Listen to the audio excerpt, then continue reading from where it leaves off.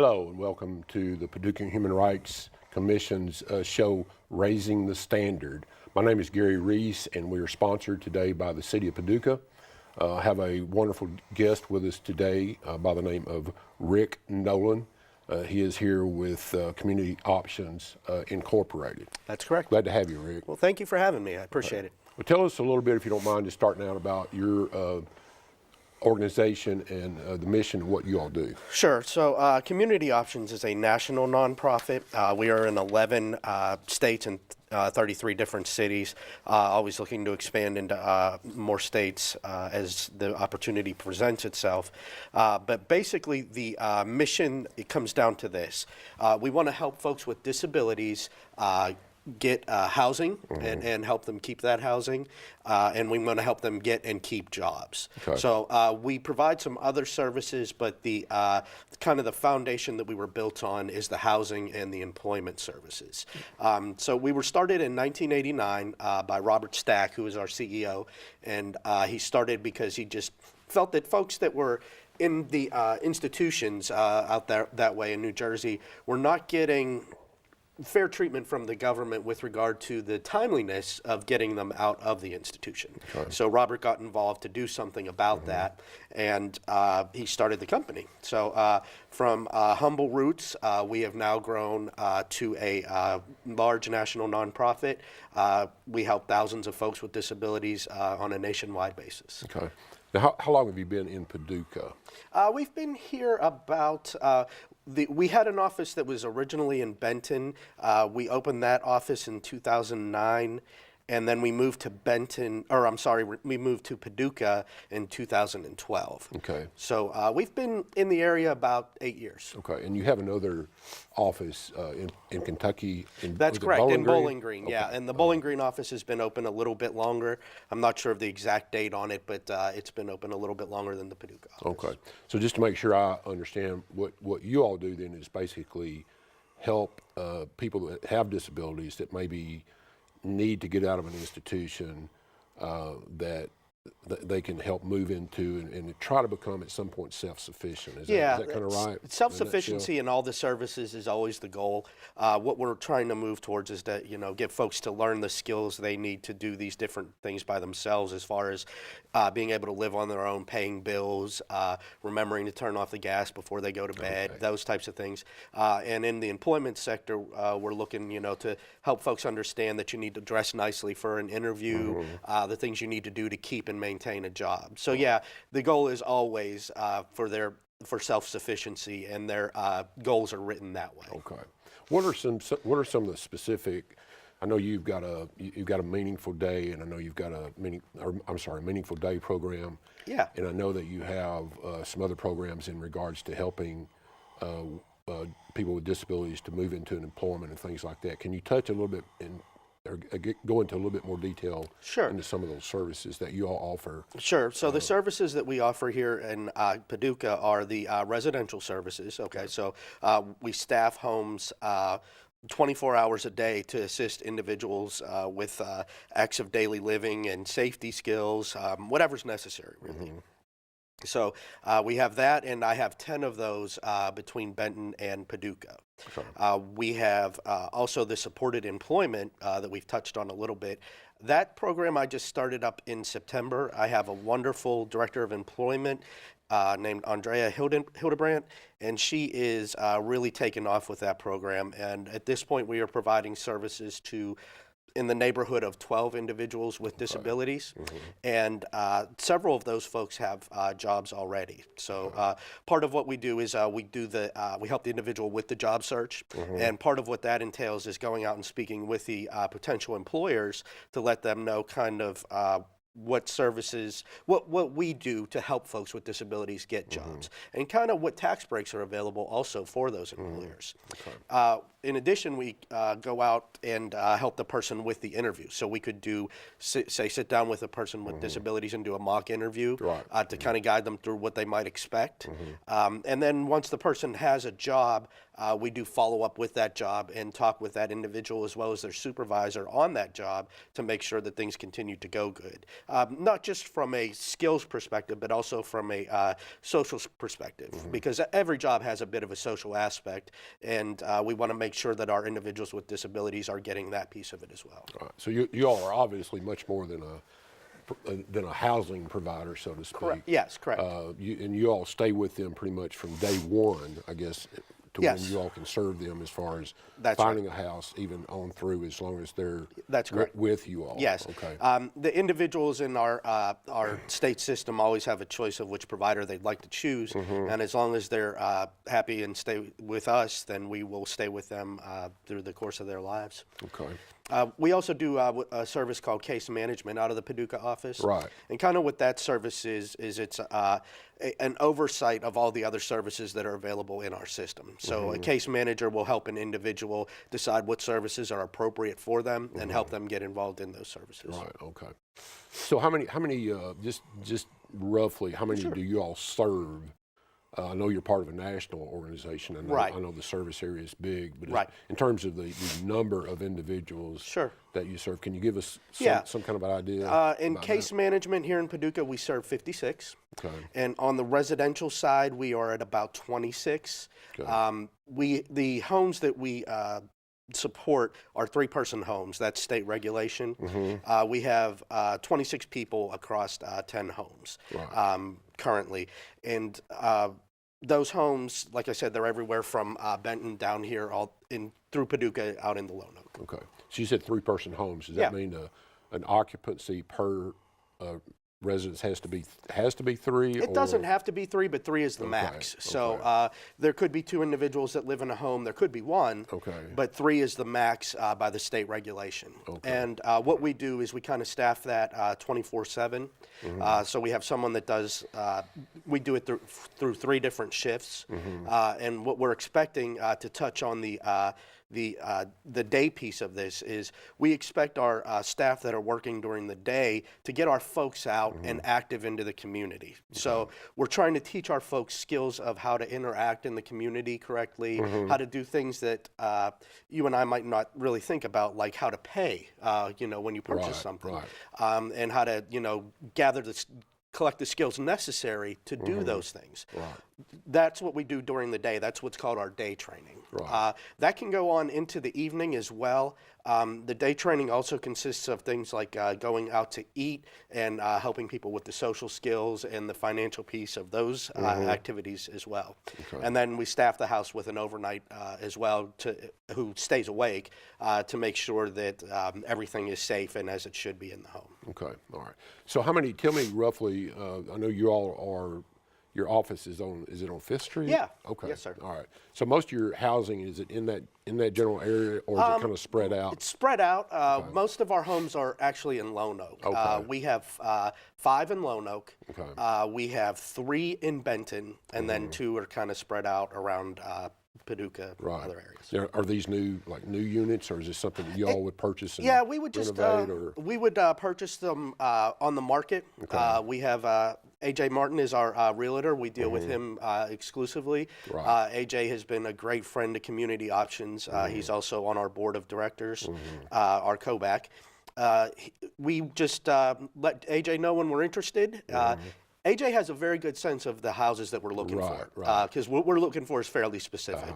We're looking for a ranch home, 3 bedrooms, and preferably 2 baths. That's the starting point. If we have that framework, we can work with what's around it. We're just generally looking for a dwelling without steps, too many steps, and something that has the 3 bedrooms so that we can have 3 individuals. Right. Do you have any families? Is that something? Yeah. So in a lot of these situations, the families do stay involved. What happens is an individual with disabilities, specifically here in Paducah, we deal with intellectual disabilities. Okay. So what used to be called mental retardation, that's kind of a term that's not used anymore. So we use the term intellectual disabilities. And folks with intellectual disabilities are kind of what we deal with here as far as the state funding streams go. So individuals with intellectual disabilities live at home, just like anyone else. And when they get to a certain point, their families decide that it's time for them to go out and have their own lives, try their own things. And that's kind of when we get involved. So we provide the housing at that point, and we have open, very good relationships with a number of the families of people that are placed in our homes, who still visit with their loved ones, pick them up, go out to eat, and usually the individuals will end up telling their family that they want to go home, and that doesn't mean back to the parents' home; it means to their own home, which is so empowering both for that individual and for that family. I mean, I've had families that have gotten very emotional by talking to me about how much it means to them that their loved one has a home that is actually their home away. Do you have people that actually come into the residency there, or residency situation, or the home? Sure. And then at some point they decide they want to move on and do something else? Yeah. Is that A lot of times what happens is like someone will come into the system as kind of an emergency where they need placement right away, and we will help the state get through that situation. But the person's family may not be here in this area, so the case manager that's involved in the situation will try to make efforts to get that person back closer to their family. So if I were from Bowling Green and were placed in Paducah, at some point I may leave a Paducah placement and go back towards Bowling Green. And that does happen on occasion. Are you all ever involved in any kind of fostering type situations? Well, we do what we call adult foster care. So that is another option that's available to the individuals in the intellectual disability system. So these individuals that come into the system can choose that service. What that service looks like is it's actually just a person or a family who has decided that they want to open their home up to an individual with disabilities. And the individual with disabilities has a bedroom in their home. So it's much more like a family style setup, and in my experience, it's been very successful, both for both parties, really. And the individual that we place there tends to do very well and really expand and flower with regard to social skills and all types of things that weren't thought to be possible for those folks. It's really a good match, and I'm really trying to push that service here in Paducah. And to do that, you all would have to obviously collaborate with some other agencies. Like, I can't remember what exactly the fostering agencies are in this area, but you would have to obviously work with closely. We don't need to work with the fostering agencies are more for children that are locally. This is just an option that's available to anyone that is within our intellectual disability system. And we don't just blindly throw darts to pick a family out. There are plenty of background checks, and there are checks on top of checks to make sure that we are doing a proper placement and that this individual is going to be in a safe environment. So. And obviously, for all the work you do, you're going to have some employees. So yes, I do. I'm assuming, kind of tell me how that breaks down, if you don't mind here. Yeah, so I have approximately 60 what we call direct care professionals, and those are folks that work directly with the individuals that are in service. You said 60? Yeah, approximately 60. They are our frontline staff. They are the most important piece of this puzzle. Without them, this doesn't work. But they are the ones that build quality relationships with our individuals, gain their trust, care about them, and take them out into the communities. They're the ones that these people turn to when something is wrong and when something is bothering them. And that's a very important relationship from my perspective to foster and kind of make sure that that is happening. So above them, I have 3 residential managers who kind of oversee the houses and make sure that everything that the state needs gets done for these individuals, as far as like incident reporting, the billing data, all of those types of pieces that we need in place. I also, like I said, I have a director of employment. She is my only employee currently in that department, but we are looking to expand it. And then I have a case management department. I have a case manager, and I have a case management supervisor, and I have 2 case managers under her. All right. Now, you mentioned 60. You had 60 in the other. Yeah. Are all some of those volunteer positions, or they're all paid? They're all Okay, paid. right. It's very difficult to do volunteer positions in our system with the regulations and whatnot. If we have volunteers, they usually help out around things like Cupid's Chase, our annual fundraiser, or kind of do some help administratively at the office. Okay. As far as working with the folks, there are so many checks and state clearances that are needed. We tended to just reserve that for employees. Right, right. And I guess that helps with consistency, and Yeah, it sure you don't have the turnover and all that that comes with that. Okay. Sure. What about some, you mentioned earlier about the financial aspects, and you would teach them about finances. Do you all also help them with maybe set up bank accounts or any of that kind of stuff? So that's something that you do? It is. We have individuals who have their own bank accounts, who are their own guardians. That's what comes into play in the bank account situation, is whether the individual is their own guardian or whether they have a guardian. And if the individual has a guardian, obviously the things like bank accounts and whatnot are set up through that person. But yeah, we have plenty of people that we are what's called the rep payee for. So we receive the money from the guardian, and we keep meticulous records of how we are doling it out for that person. We also have several folks who are their own guardian, and that have their own accounts, and kind of bring in the checkbook and say, "Hey, help me out with this." Right, right. So I can see that in and of itself would be very tedious, kind of a tedious, but also you know, you have to make sure all your I's are dotted and your T's are crossed as well. So what about any educational opportunities that might be available? What do y'all do maybe if somebody wants to further their education, maybe get a GED or maybe even going to college or whatever the case may be? How do y'all handle those situations? Well, we have worked with WKCTC here, and we have had a couple of our folks participating in classes, different classes, cooking classes, those types of things. Most of our folks have completed high school in a special education program, so it's not so much the GED that they are looking for. It's more geared towards their specific interests that they have found as an adult, i.e. cooking. Right, okay, all right. I was looking at your website, Community Options Incorporated website. And of course, I noticed that the main office is out of New Jersey, and I know, like you said before, you've got a lot of states that now. I mean, it's really grown. You're in a lot of states. You're expanding here in Kentucky, and I'd be honest with you, I was quite amazed at the number of services that are offered. And I guess I want to look at the bigger picture, if you can. What are some of the?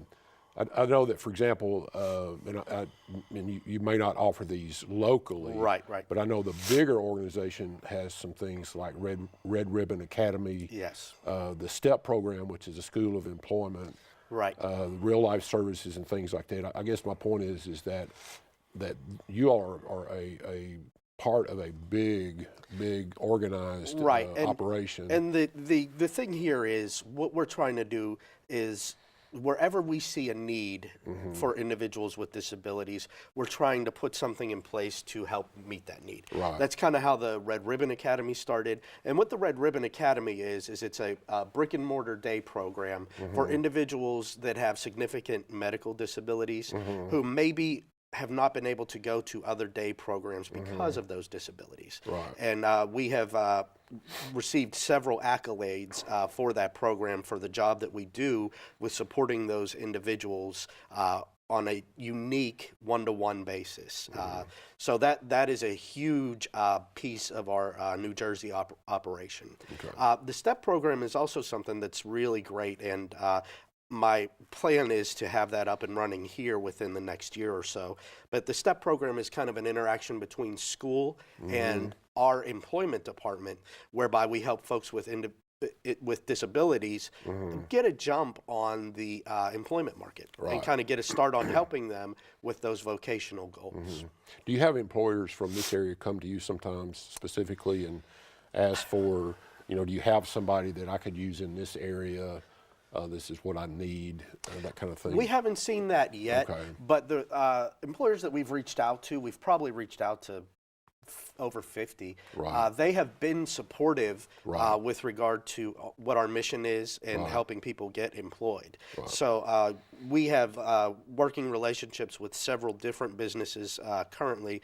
TJ Maxx has been wonderful for us. Obviously, McDonald's has been very good to us. But it's really just kind of about letting that employer know, hey, these folks are out there. Right. They have absolute great skills, and they need a job. Right. And there are benefits on the tax side to employing them. Yeah. Well, it's obviously a great service.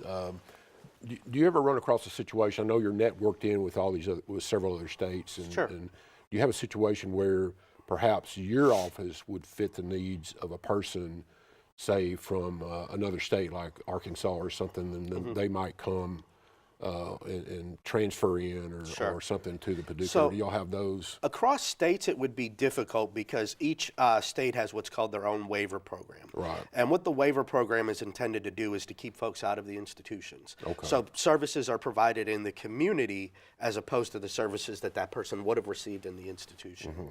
So we can do that probably best between ourselves and Bowling Green because we are under the same Right, Kentucky right, waivers. Right.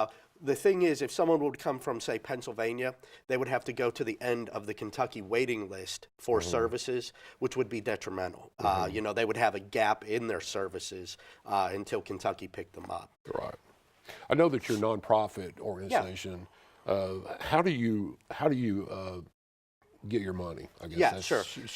So the money is a split between federal funds and state funds. Okay, we fall under Title 19 waivers. Okay. In Kentucky, those are called the Supports for Community Living waiver and the Michelle P waiver. And what the waiver is designed to do is to keep folks out of institutions. Right. They were designed in response to some of the exposés that were done in the 70s showing the terrible conditions in the institutions. And that's kind of those conditions and those videos that show those conditions of how inhumanely people were treated. That was the idea behind why we need a change. Right, Why sure. these people deserve to be in the community and have the same access as you and I have.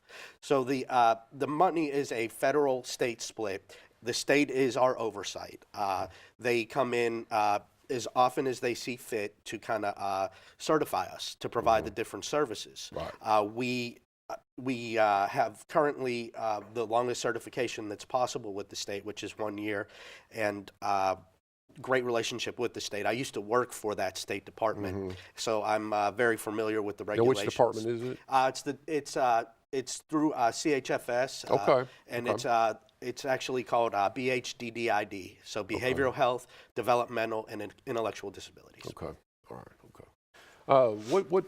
If we could, and maybe there's some statistics that you have as far as success rate, and maybe you have some that's part of your national organization. Sure. Is there a percentage that you say, okay, we get out of the institution and they become pretty much self-sufficient with maybe some help here and there?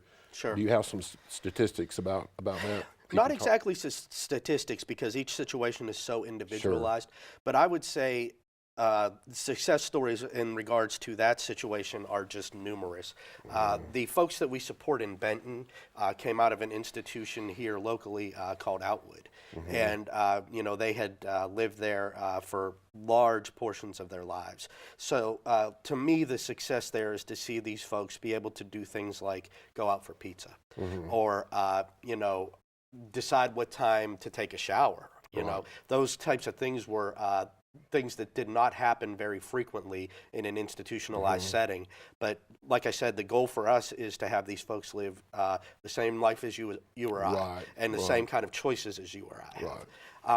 One success story I talk about without getting into specifics and violating her privacy is I have an individual who was living in a staffed residence, which is the three-person homes we discussed. She decided that she wanted to change some things in her life. So she went over and began to do the adult foster care model.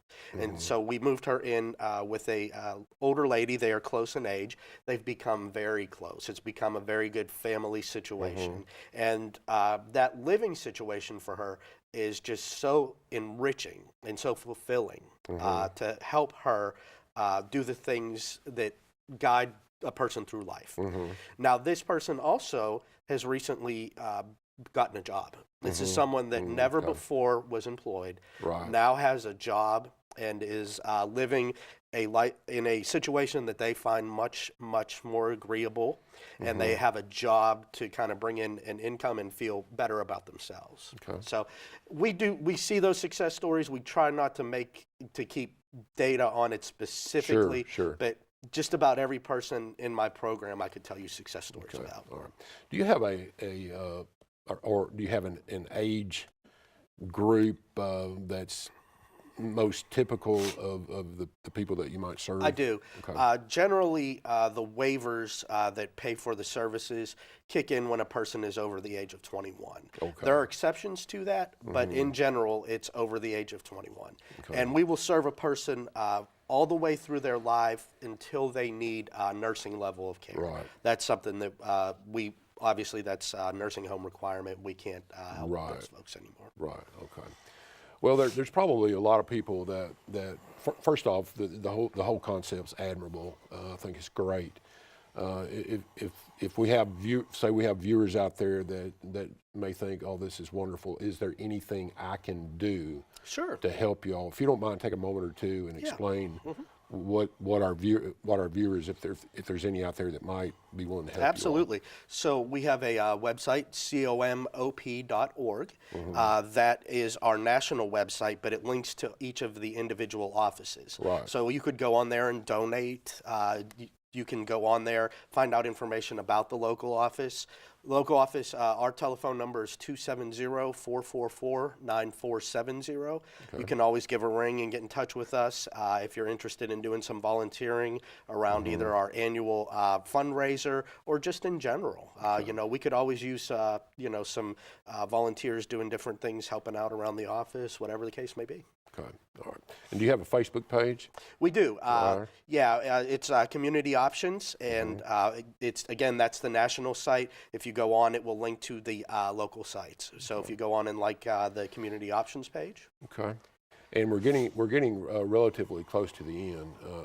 Is there anything that we didn't cover that you think our viewers should know about? Sure. So I want to talk a little bit about our annual fundraiser. We just completed it this past weekend. It's called Cupid's Chase. And what we do is a 5K. And the goal, while it is a fundraiser, the main goal is to raise awareness about community options and what we do.